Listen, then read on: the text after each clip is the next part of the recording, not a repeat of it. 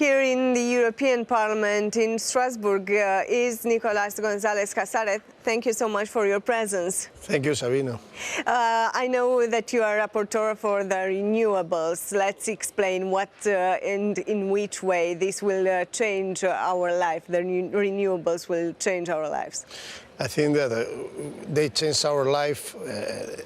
More renewables mean also that we are fighting against climate change, reducing our emissions, but also we are working to speed up this renewable deployment to avoid Russian gas and other fossil fuels, so we can be more autonomous, less dependent on third countries, and at the end have a more resilient economy based in our own energies made in Europe. What are the main things that are changing in your report?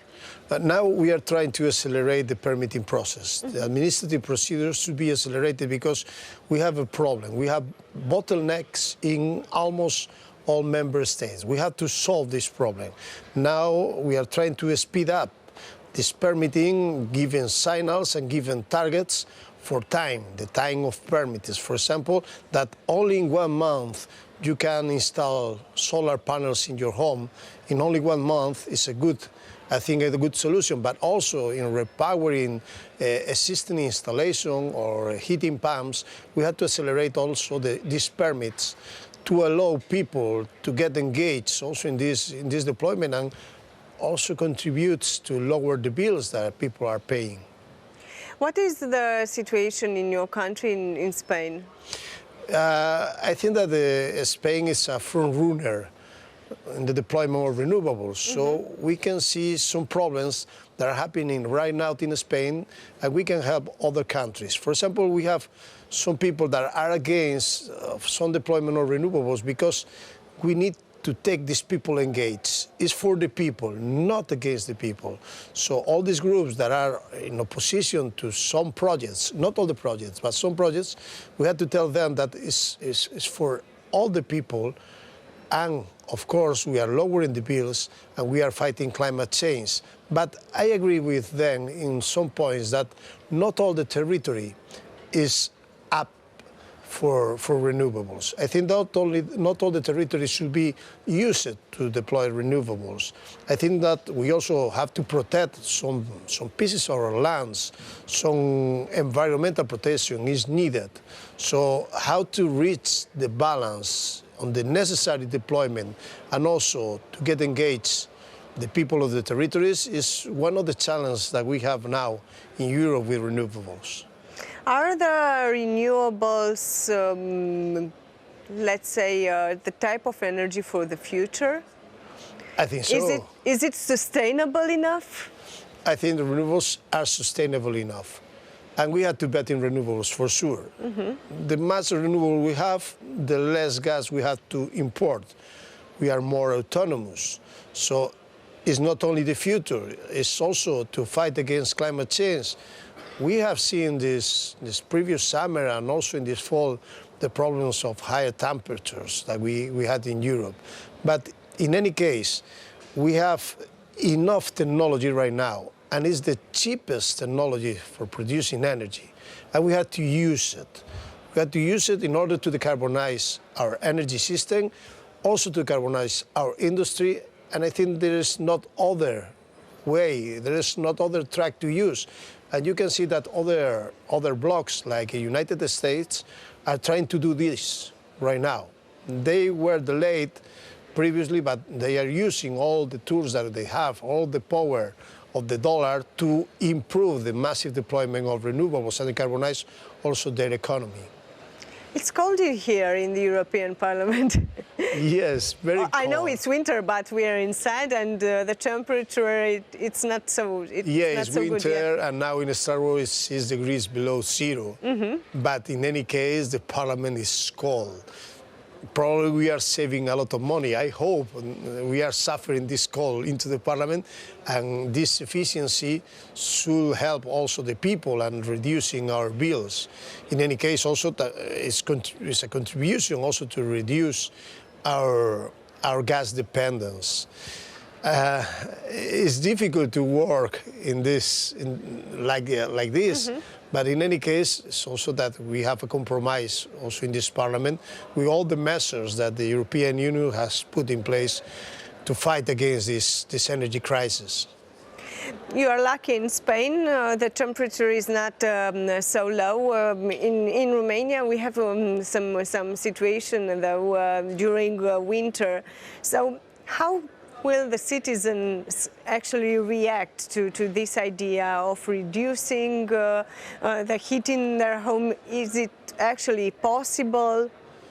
Sometimes it's possible, but others not. You mentioned that in your country you have very, very low temperatures during the winter. Also in Spain we have regions with very low temperatures during the winter, and you cannot say to people, cut your heating system. It's not normal. It's not normal, so we had to reduce as much as possible the use of our heating systems. But in any case, we had to support, and we have to create schemes to support these people, because it's also to help these people to reduce the bill, not only to reduce the heat in our homes. So these schemes should be working right now, and we have to put our money to reduce taxes like we have did in Spain, but also not only reducing taxes, also support and schemes of support to these people that cannot pay the bills right now, because it's a big problem, and the solution is not burn all the trees that we have.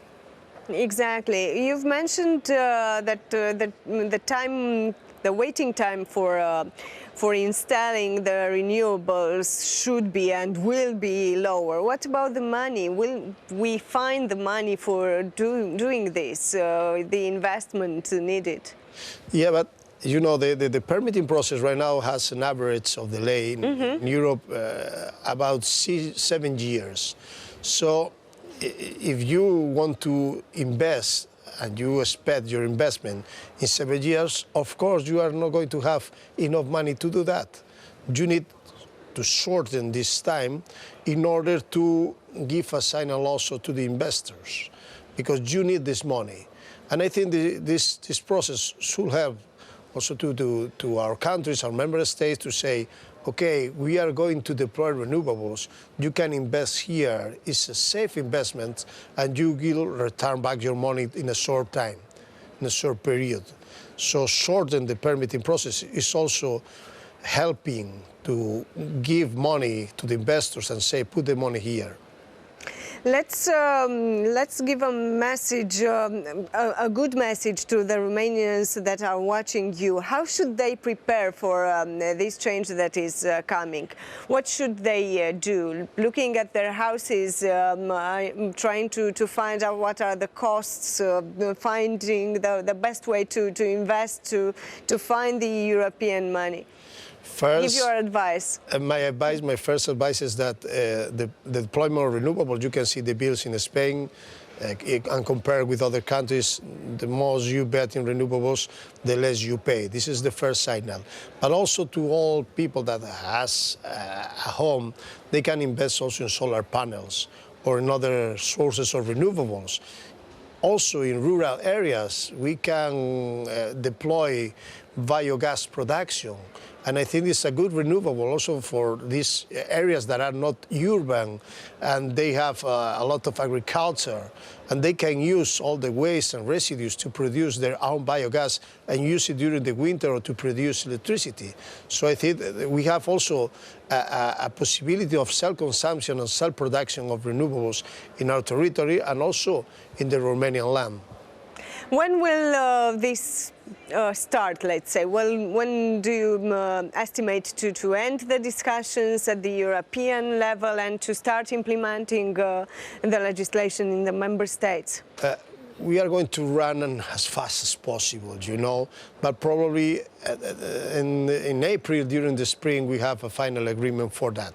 But in any case, now the Council has an emergency proposal to speed up this permitting process, and this is going to enter into force probably next month. So first we have this emergency regulation to speed up the permitting process of renewables, and then we have the directive. So we have a clear framework for the next 10 years to massive deploy renewables. Let's hope that it will work. Thank you so much for your